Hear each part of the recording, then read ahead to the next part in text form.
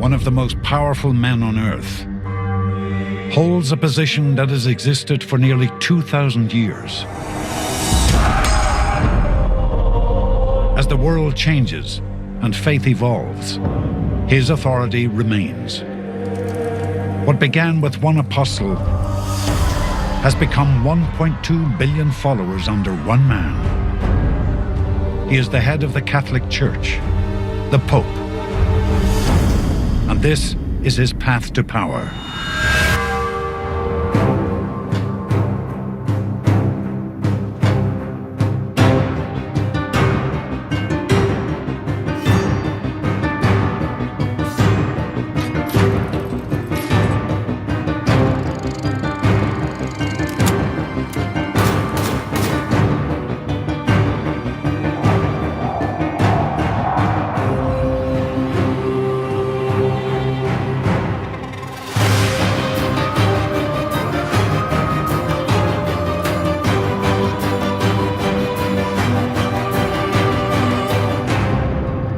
In this episode, never-before-seen orders sent from Rome to the New World expose the most scandalous popes in Vatican history and reveal how spectacular advancements in art, science, and exploration are embroiled in webs of sex, bribery, and murderous rivalries.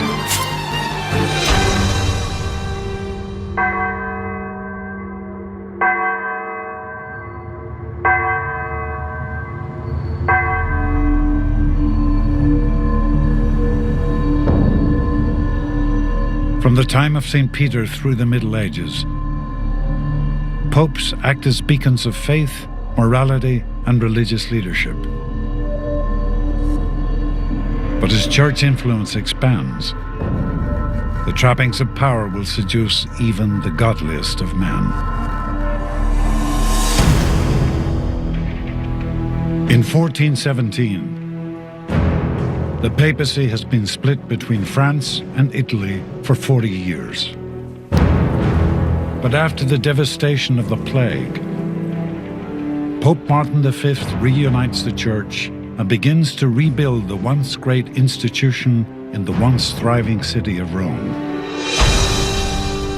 It was with the return of the papacy to Rome that its heart began to beat again, and it started to grow and to function as the center of the Western Church. And that was when the Renaissance really kicked in. Very gradually, as Europe climbs back into economic activity, you start to see a class emerge with enough money to have aspirations to buy things. Luxury comes back on the scene. As a merchant class begins to rise, Europe ushers in an era of revolutionary advancements in art and science. Explorers set out in search of new lands. The first mechanical clock and the Gutenberg printing press are invented. And on the walls of the churches, you start to see for the first time that when human beings appear, they're not just tiny. Man is standing a little closer next to God. And the man closest to God is the Pope. We owe some of the most significant art in Western history to the popes of the Renaissance. The world of Michelangelo, Leonardo, Raphael, and a whole succession of popes act as patrons to this huge flowering of the Western imagination. The Renaissance popes reshaped the city of Rome into what we know it today. Today, upwards of 10 million tourists a year visit Rome to see the art and architecture commissioned by Renaissance popes. The Sistine Chapel, Capitoline Museums, and the cloister of Santa Maria della Pace, all built in the name of the Church during this time in European history. But the celebrated advancements in art and exploration come at a hefty price. For all of the beauty and creativity that we think of now as the Renaissance, a lot of that work was financed by corruption. You want the Sistine Chapel? The Sistine Chapel was paid for by bribery. a lot of that beauty, the flip side of it was brutality. The church is very human, made up of sinful people who are striving to live a life according to the Spirit, and yet we fall. And big men with big titles fall. We always have to remember that this history of the papacy is not always a good history. Behind the iconic images of the 15th and 16th centuries lie webs of scandal, violence and depravity surrounding the popes of that time. The thing you have to really remember about this moment in history is there is no other game in town but Catholicism. The higher up you get in this organization, which is a kind of multinational by this time, the more important your influence is. And the Pope is the CEO of this global institution. And Italy at this time was an unbelievably dangerous place to be an important person. Throughout the Renaissance, the Church amasses an exorbitant amount of wealth through property holdings. Churches act as local banks. They hand out loans, collect tithes, and sit on vast reserves of gold and silver reaped through political alliances. With the Church's swelling wealth comes immense power, and Europeans stop at nothing to gain favour with the Church and garner influence within it. If you read Shakespeare and you read Jacobean drama and stuff like that, Italy at the time becomes this shorthand for evil and grotesque double-dealing and poisoning. Italy at this time is, of course, not a country. She's a set of little city-states. And the basic tool of loyalty in all of these places is family. Family. You know, the mafia doesn't grow out of Italy for no reason at all. The families that control these city-states are in constant competition with one another for money, land, and most importantly, power. The most important city-states were Milan, run by the Sforza family, Florence, which came under the domination of the Medici family, and there was Rome, which was the kingdom in which the king was the Pope.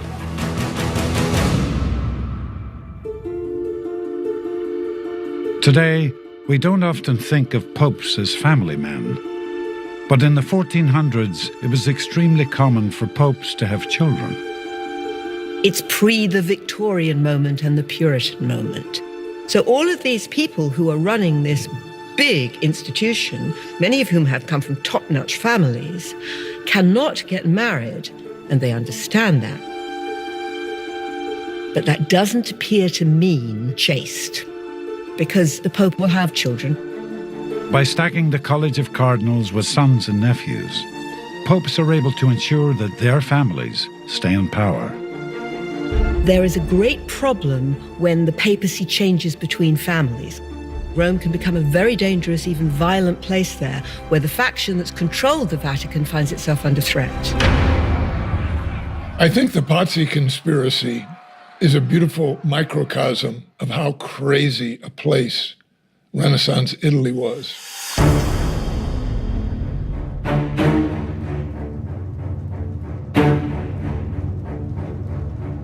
By the 1470s, the Italian families had been embroiled in power struggles for generations.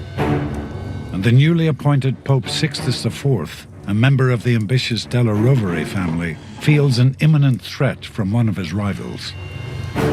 There's conflict with the Medicis. The Medici family, they were kind of a messy family. I think about them as being the dynasty of the Renaissance. The Medicis had interfered with some business dealings of the Della Roveres.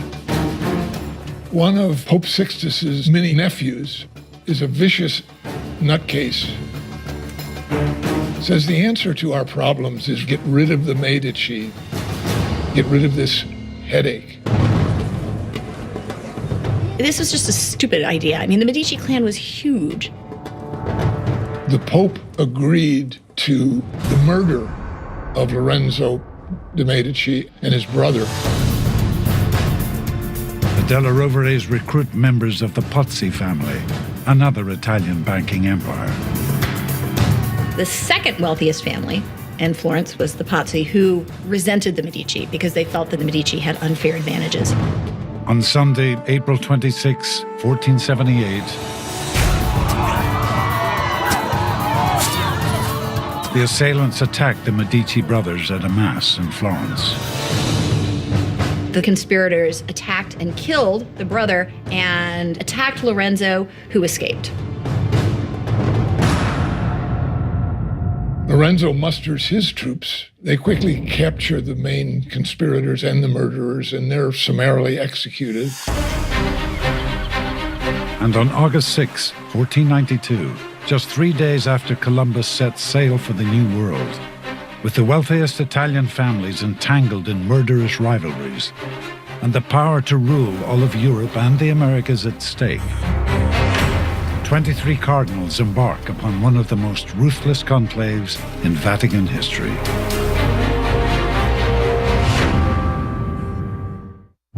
Pope, the most powerful man in history.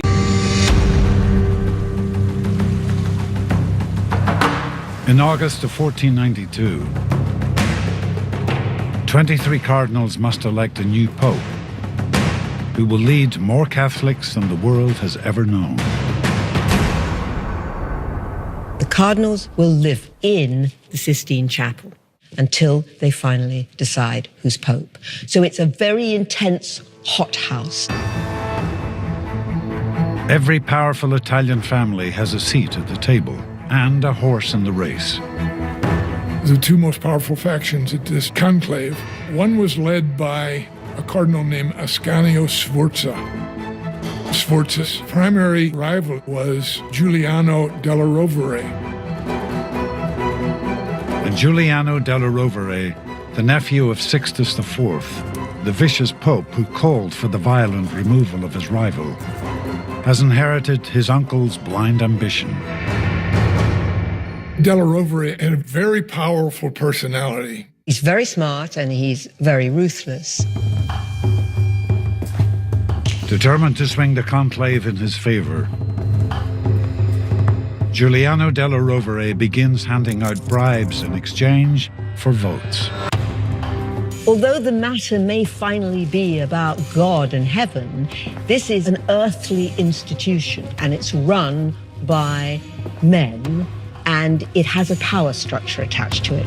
And whenever in history you introduce power structures, you will find forms of corruption. But while della Rovere and Sforza wheel and deal center stage, another candidate begins to form his own campaign behind the scenes.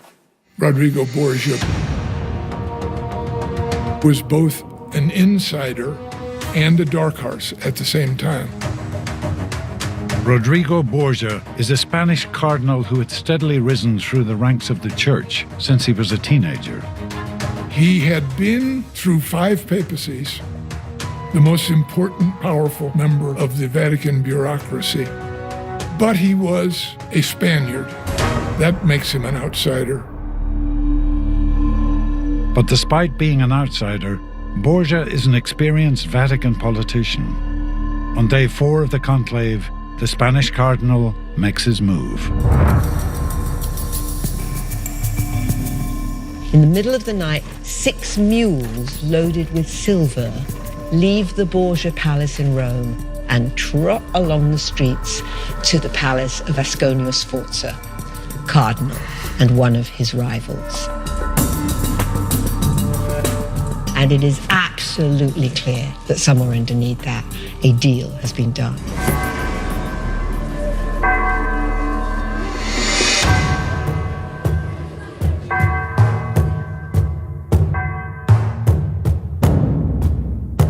Rodrigo Borgia bought his way into the papacy.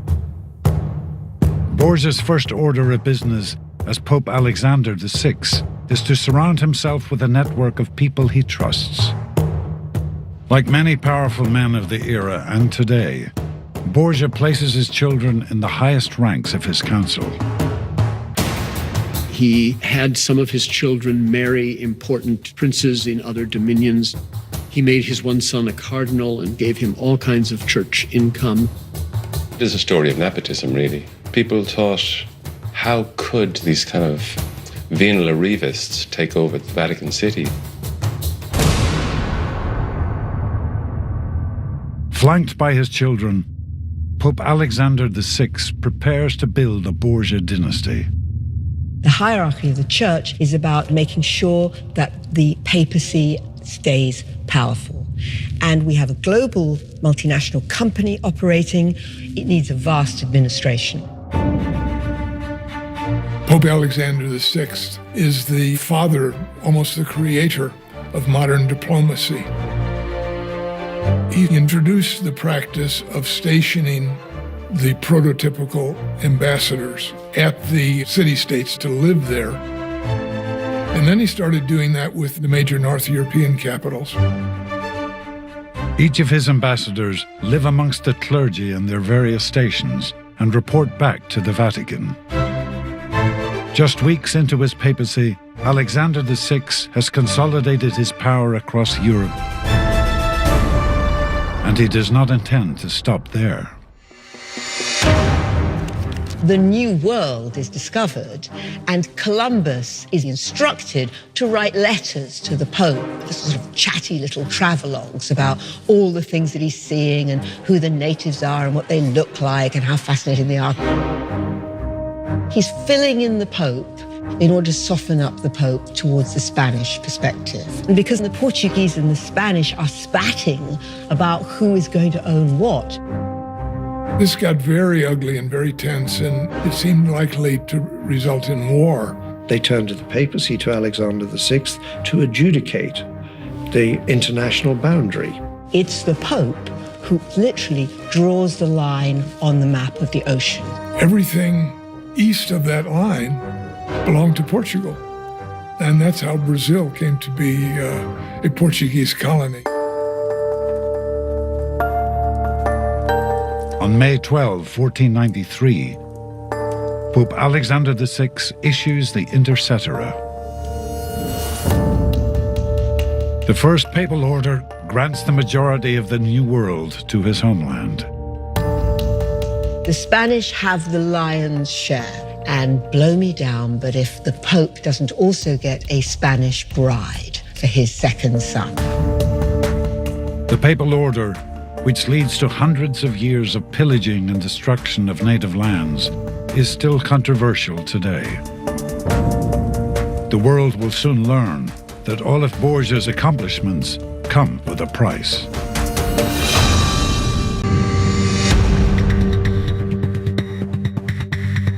When Rodrigo Borgia becomes Pope Alexander VI in 1492, he ushers in an era of extreme duality. He brings astonishing advancements in art and technology into the Vatican, alongside a culture of corruption, nepotism, and brutal politicking. He knew how to terrify people. He knew how to bully people. But he was a very astute politician. He was like a mafia don, like Marlon Brando in The Godfather. Somebody who enjoyed the trappings of power. Often a very good administrator is somebody who wants to get very rich themselves. Corruption is twofold. It's financial and sexual.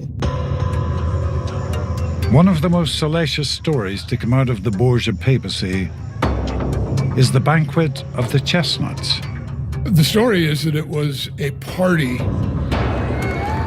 at which dozens of prostitutes were invited and everybody got naked and all sorts of things happened, somehow involving chestnuts. And supposedly Pope Alexander was present.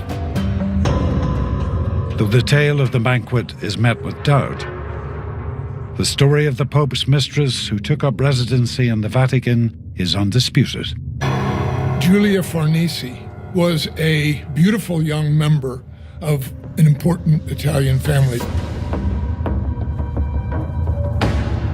And when Rodrigo became Pope, among the young men he appointed cardinals. One was Giulia's brother. This was a way of buying the girl. I'll make you a cardinal. You let me have her as a mistress. Rodrigo was 60 at the time. She was 15. She lived in the papal palace with the other young Borgias. He had at least one child with her. To us, that looks like a bundle of contradictions. How can you be conventionally pious and yet be living this kind of contradiction? It's a kind of Latin distinction between the man and the office.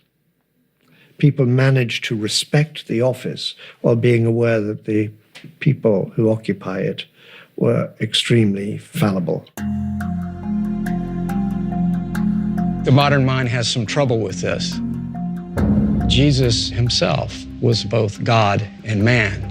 The person is both body and soul. The church is both justice, the law, and mercy, forgiveness of sin. There was a sense in which sin was automatic. Human beings would sin, and if they didn't sin, they wouldn't need the church to help them get out of it. And one way the Vatican funds the Pope's sins is with the sale of indulgences. Fees paid to the church in exchange for salvation. If you know you're going to sin, maybe you could buy ahead of time a pardon. Despite their moral questionability, indulgences pay for many of the treasures we've come to associate with the modern church. Borgia exemplifies all the things about the Renaissance papacy that we both deplore and admire. A corrupt papacy, but he's great patron of the arts. He begins to employ the greatest artists and architects of the time. During Borgia's papal rule, the Castle St. Angelo is restored. A centre for the University of Rome is built, and Michelangelo draws plans to rebuild St. Peter's Basilica.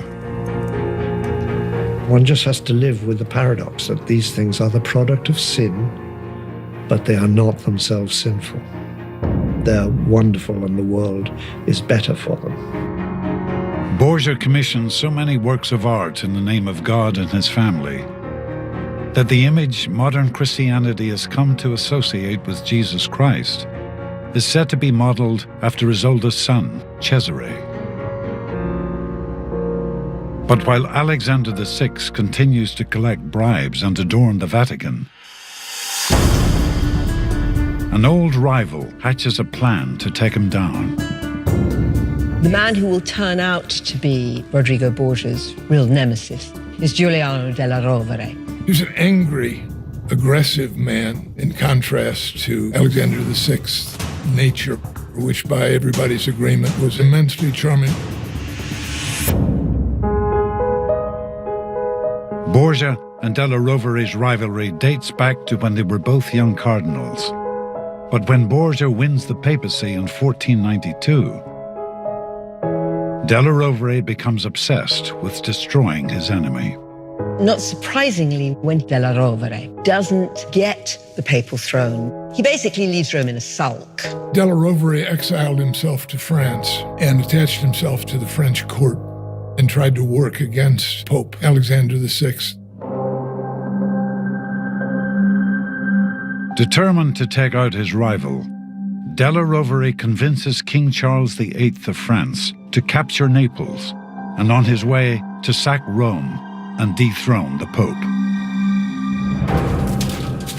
2 years after Rodrigo Borgia comes to the throne, this army floods over the Alps into northern Italy and towards Rome.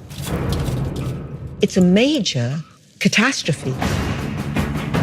As the immense French army on its way to Naples approached Rome, the papal court got ready to flee.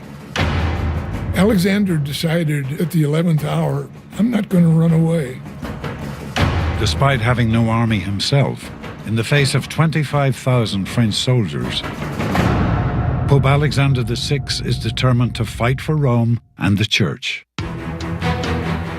Basically, then, the Pope is having to negotiate sort of for his life and for the life of Vatican and papal independence. He invited Charles to come live with him in the Vatican, and he so charmed him so won him over that Charles announced, hey, this is the real thing. I'm not going to depose him.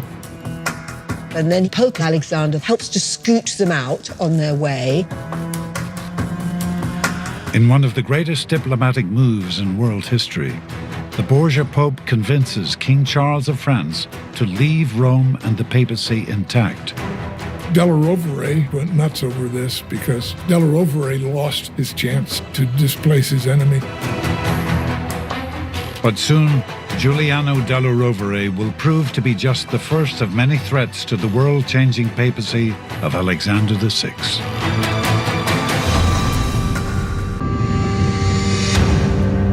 In 1494, the papacy is both flourishing and festering in a sea of corruption. And although the Borgia Pope charms King Charles into sparing Rome, his formidable French fleet continues its march through the rest of the Italian peninsula. The situation in Italy is getting very dodgy, and into this vacuum kind of enters this passionate fundamentalist called Girolamo Savonarola. Girolamo Savonarola is a charismatic Italian friar living in Florence. As Vatican culture becomes overtaken with materialism and depravity, Savonarola becomes more and more committed to the word of the gospel and takes vows of poverty, chastity, and obedience. He's a very good preacher and he understands the Bible inside out. He's part of a church, but he sees its corruption. And so he starts to make an attack on the Vatican. If you take Borgia and Savonarola, they represent polar opposites within the Christianity of the 15th century. While the Borgia Pope commissions lavish works of art in the name of God, Savonarola hails these expenditures as the downfall of Christianity. His take on the Renaissance is basically, this is the beginning of hell on earth. This is the beginning of the end.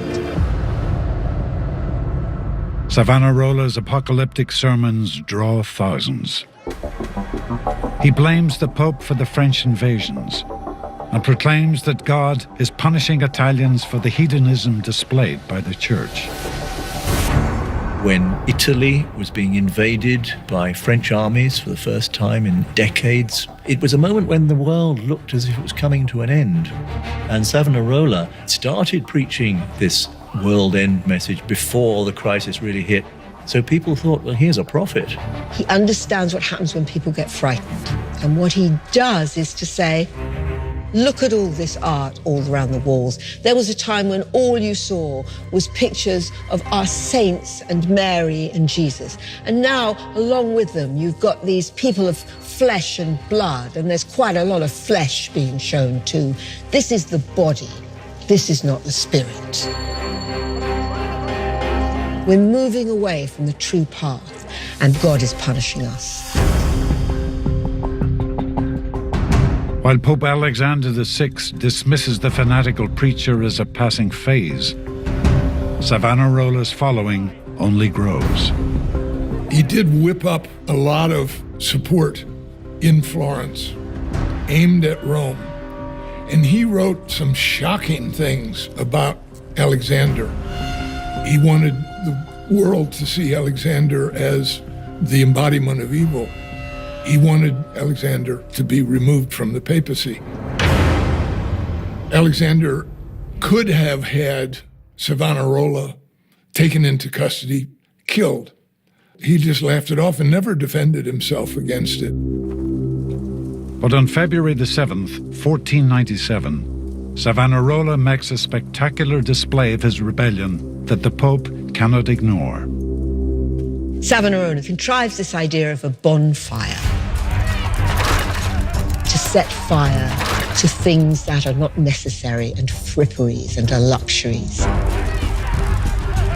Famously, Savonarola gathered paintings, beautiful objects, luxurious fabrics, all put on a bonfire as a symbol of the last days.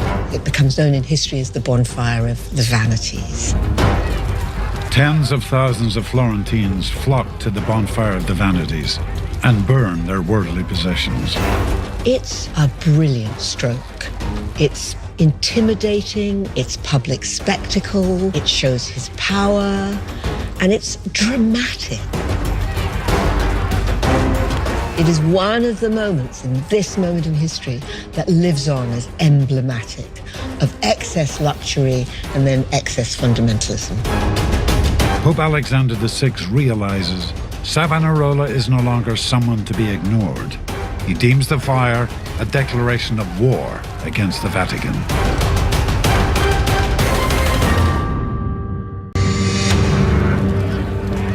In 1497, after months of ignoring Savonarola's incendiary displays against the Vatican, the bonfire of the vanities forces Pope Alexander VI to strike back.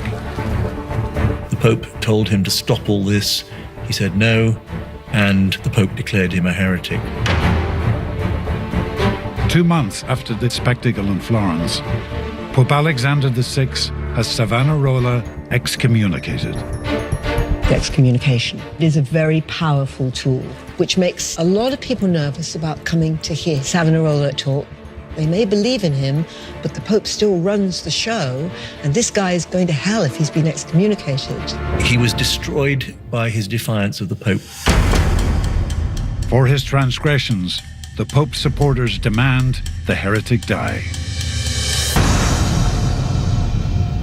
On May 23rd, 1498, Girolamo Savonarola is pulled into Florence's central square and burned at the stake.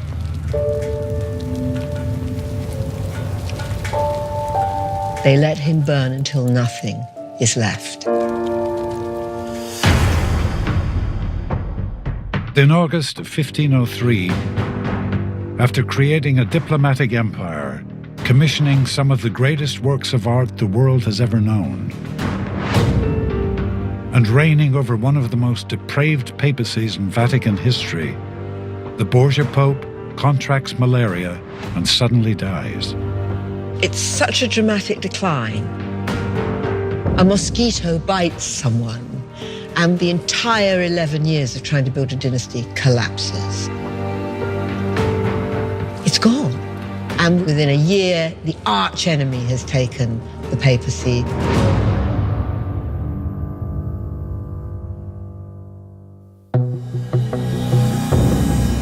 Just 3 months after his death, Rodrigo Borgia's arch-rival, Giuliano della Rovere, becomes Pope Julius II. Della Rovere was not chosen by a college of cardinals that saw in him a holy man suited to be the leader of the universal church. He took the office which he had hungered for by the force of his ability to intimidate, and almost immediately became a kind of egomaniac. Pope Julius II, still driven by spite and vengeance, makes it his personal mission to destroy everything his nemesis built, starting with Borgia's son, Cesare. Pope Alexander definitely did go overboard with nepotism, particularly with respect to this son, Cesare. Cesare was basically being given the keys of the kingdom. He was given control of the army. After he becomes Pope, Julius II has Cesare Borgia thrown in prison, stripped of his title, and eventually killed. Della Rovere devoted himself to blackening the reputation of the whole Borgia family. The rumor starts that Lucretia Borgia Rodrigo's daughter is a whore who is sleeping with her father and probably sleeping with her brother.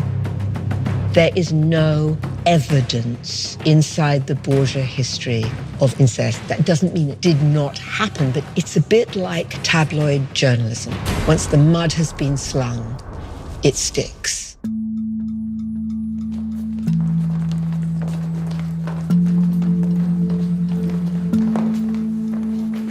Pope Julius II continues to slander the Borgia name and proclaims their behavior so disgusting that the part of the Vatican they lived in must be closed off.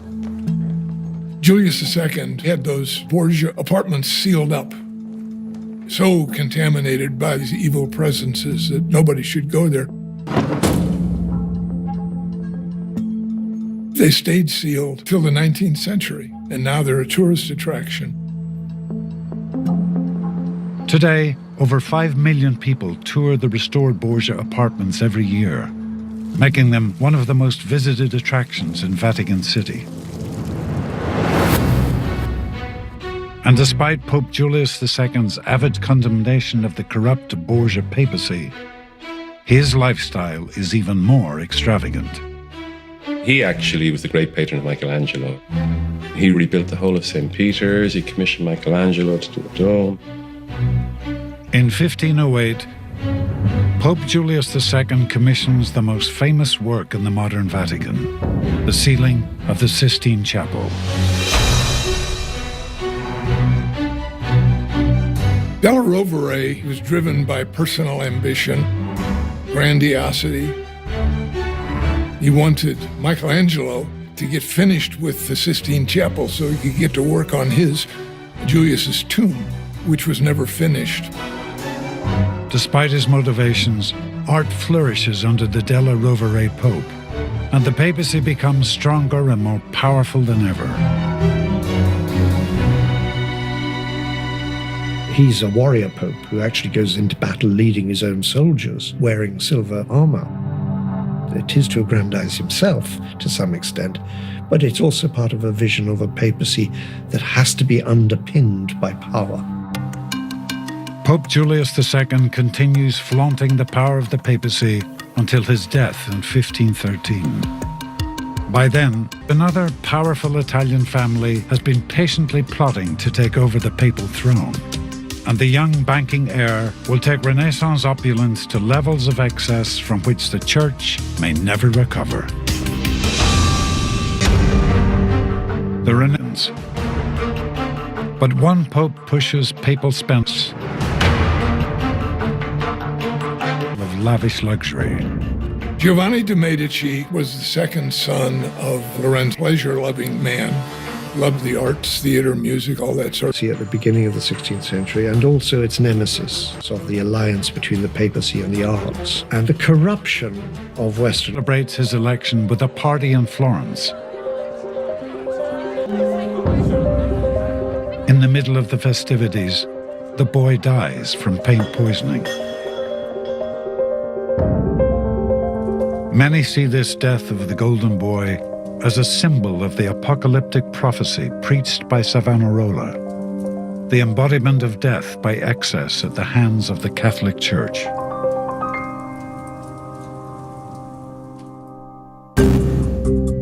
Pope Francis rapidly becoming known as the People's Pope. Yeah, he takes the bus, as we've reported here. He pays his own bills. Pope Francis is simply not interested in the power, wealth, influence aspect of the papacy at all. He gets up at 5 and he works till 10 p.m. So there's a kind of focus there that we admire, but if everybody was like that, the world would be horrible. The Renaissance popes did things very, very differently.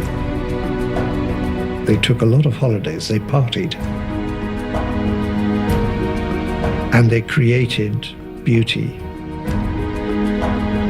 But the beauty was paid for with sin. The Borgias, the Della Roveres, the Medicis, and the murderous, power-hungry families that shape Renaissance Italy bring the Church to a breaking point. By the end of the 16th century, their blind ambition, fierce loyalty, and frivolous spending has bankrupted the Church financially and spiritually. What they did with power, it's obviously incompatible with the figure of Jesus in the Gospels.